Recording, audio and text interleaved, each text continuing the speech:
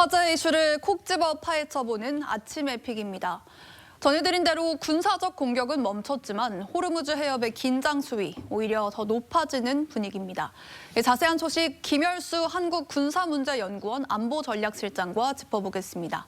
안녕하세요. 네, 안녕하세요. 네, 실장님 일단 도널드 트럼프 미국 대통령이 빠른 시일 내 협상이 타결될 거라고 연일 낙관론을 내놓으면서도 이란 내에서 온건파와 강경파의 갈등이 심하다, 누가 지도자인지 모르겠다 이렇게 얘기를 했는데 자 이렇게 혼란 속에서 협상이 빠른 시일 내에 타결될 수가 있을까요? 예, 여기 이제 엎친 데 덮친 격으로 지금 이스라엘 언론 보도에 의하면 이란의 협상 대표단장이죠. 갈리바프 국회의장이 사임을 했다라고 얘기를 하고 있거든요. 네. 그래서 협상을 위한 협상을 하기 위해서는 금방 이제 인원이 꾸려져서 협상을 할 수 있겠지만 타결을 하기 위한 협상은 아마 시간이 조금 더 걸리지 않겠는가라고 봅니다. 네, 그러면 갈리바프 의장이 사실은 이 협상단이 이끌고 있어서 그럼 협상이 장기화될 수밖에 없을 것 같은데 우리 입장에선 사실 호르무즈 해협 봉쇄로 인한 경제적 손실이 가장 걱정이지 않습니까? 이게 그러면 협상이 끝나지 않더라도 봉쇄가 해결될 수 있을까요? 아무래도 이제 협상이 타결이 돼야 봉쇄가 풀릴 거라고 생각을 합니다. 네, 그러면 일단 미국 입장에서 지금 이제 미국도 역봉쇄를 하고 있잖아요. 이게 이제 미국이 봉쇄를 계속하고 있으면 뭐 선박이 지나다닐 수 있다고 하더라도 지금 이란이 설치해놓은 기뢰가 굉장히 위험하다고 하던데 이 기뢰 제거 작전은 얼마나 걸릴까요? 예, 호르무즈 해협 전체의 기뢰를 제거하는 데는 한 6개월 정도가 소요가 될 겁니다. 네. 그러나 안전 항로만 한 2개 정도 개척하는 데는 그렇게 큰 시일이 소요되지 않을 거라고 생각을 합니다. 그렇기 때문에 일단 협상만 타결되면 이렇게 운항하는 데는 그렇게 짧은 시간 내에 기뢰가 해당되는 부분만 제거를 해가지고 이렇게 통과할 수 있지 않을까 생각합니다. 네, 또 기뢰가 요즘에 최근에 굉장히 다양해지고 있다고 들었습니다. 이게 작전을 하면은 기뢰를 100% 제거하는 것 자체는 가능한 겁니까? 네, 가능은 한데 시간이 그만큼 오래 걸리죠. 네. 기뢰를 설치하는 것보다 기뢰를 제거하는 것이 훨씬 더 많은 시간이 걸리고요. 최근에 기뢰들은 배의 자장이라든지 물결의 그 어떤 수압의 변화라든지 이런 것들에 의해 가지고 그 기뢰가 폭발을 하기 때문에 굉장히 위험한 것은 사실입니다.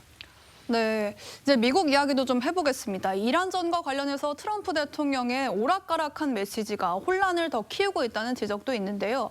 어제 이제 해군 장관 교체 이야기가 나왔어요. 최근에 이제 육군 최고위층도 교체가 됐는데 이 전쟁 중에 장수를 바꾸는 게 흔한 일은 아니잖아요. 네, 우선 흔한 일은 아니라고 말씀을 드리고요. 네. 두 번째 말씀드릴 수 있는 것은 이게 지금 명령 계통은 트럼프 대통령 그다음에 국방부 장관 그리고 이제 통합군 사령관 지금 현재는 중부 사령관이죠. 그렇게 이제 내려오는 거기 때문에 지금 육군 참모총장이나 해군선 장관 같은 경우에는 군정을 책임지는 사람이지 명령 계통이 있는 사람은 아니거든요. 네. 그래서 그걸 참고적으로 제가 말씀을 드렸고요. 육해 공군 참모총장과 육해 공군 공군성 장관들은 모두 인사, 군수 그리고 예산 이런 데 대해서 교육 훈련 이런 데 대해서 책임을 지기 때문에 여기에 이제 명령 계통에는 해당이 되지 않는다. 그럼에도 불구하고 이렇게 전쟁 중에 육군 참모총장이나 해군성 장관을 해임한다는 것은 그렇게 흔한 일은 아니다 이렇게 봅니다. 네, 이제 방송 들어오기 직전에 미군 중부사령부에서 중동 지역의 세 번째 항공모함 조지 부시함이 도착했다 이 얘기를 이제 발표를 했습니다. 그래서 이제 홍해에도 그렇고 인도양에도 그렇고 이렇게 중동의 항공모함들이 도착을 했는데 네. 이 세 번째 항모는 어떤 작전을 하게 될까요? 네, 이제 이 항공모함이 세 번째께 이제 도착을 했는데 아버지 부시의 이름을 딴 그 함정입니다. 그래서 네. 이게 항공모함 한 대는 통상 전투기를 포함해가지고 전자전기까지 포함해서 통상 한 7, 80대가 이제 탑재돼 있거든요.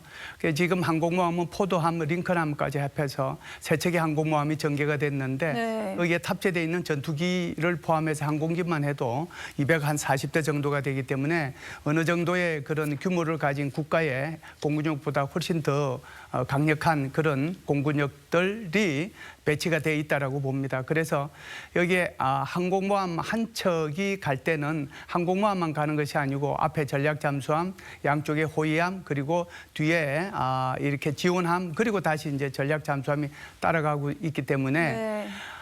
항공모함 한 척만 움직인다고 생각하면 큰 오산이라고 생각을 합니다. 그래서 엄청난 그 전력이 같이 따라붙기 때문에 그거 자체가 아마 이란에 대해서는 큰 압박으로 여겨지게 될 겁니다.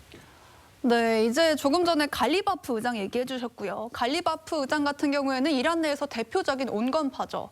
그리고 이제 혁명수비대가 이끄는 강경파가 있는데 이제 이란이 최대한 압박을 느낄 거라고 말씀해 주셨는데 이 강경파와 온건파의 권력 다툼 사이에서 현재 이란 내부에서 결국엔 누가 주도권을 쥐게 될지 이것도 좀 궁금하거든요. 예, 갈리바프도 이제 온건파라고 규정하기는 좀 그렇죠. 협상파라고 봐야 되는데요. 네, 네. 사실 지금 뭐 갈리바프나 아라그치 외무부 장관 이런 사람들이 다 강경파고요. 대신에 이제 협상이 나오기 때문에 이제 협상파라고 볼 수가 있는데 여기에 이제 더해서 페제스키안 대통령까지 협상파에 속한다라고 하면 사실상 여기에 이제 완전한 강성 중의 강성파라고 볼 수 있는 것이 혁명수비대 사령관 바히디라고 하는 사람, 그리고 이제 이 최고 지도자의 군사 고문이라고 하는 레자이, 그리고 이제 국가안보회의 사무총장을 맡고 있는 졸 가르드, 이런 사람들이 강경파 중에 강경파라고 볼 수 있는데 지금 상황은 강경파가 협상파를 압도하고 있는 그런 상황이 전개되고 있지 않는가 이렇게 네. 봅니다.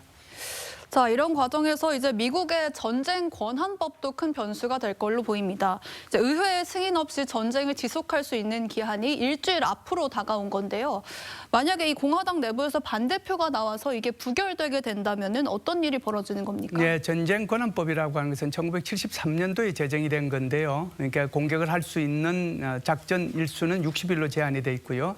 나머지 30일은 이제 철수하는 데 소요되는 일자거든요. 그래서 총 90일로 규정이 돼 있습니다. 미국의 행정부에서 의회에 통보한 날짜가 4월 2일이기 때문에 이것이 끝나는 날짜는 5월 1일입니다. 그런데도 불구하고 지난 한 달 반 넘게 계속해서 민주당은 이 전쟁을 중지시키기 위한 결의안을 상원과 하원에서 냈습니다. 그런데 상원에서는 4번이나 부결이 됐고요. 네. 하원에서도 한 번 부결되었습니다. 그래서 총 5번이 부결이 되었기 때문에 이것이 그렇게 전쟁 권한법하고 이렇게 크게 관계없이 전쟁을 이렇게 수행할 수 있도록 해주고 있지 않은가 이런 생각을 하는데요. 그 이유는 현재의 공화당의 그 상원과 하원은 다 죄송합니다. 미국의 상원과 하원은 다 공화당이 다수를 점하고 있기 때문에 네. 이런 투표 결과가 나오거든요. 또 과거에 오바마 대통령도 그렇고 또 바이든 대통령도 그렇고 그런 분들도 다 60일 넘어서까지 작전을 수행한 그런 역사적인 경험이 있기 때문에 네. 이 부분에 대해서는 그렇게 크게 미국 국내에서는 문제가 되지는 않을 거라고 생각을 합니다. 네, 일단 조속한 평화를 좀 기대해 보도록 하겠습니다. 오늘 말씀 여기까지 듣겠습니다. 감사합니다.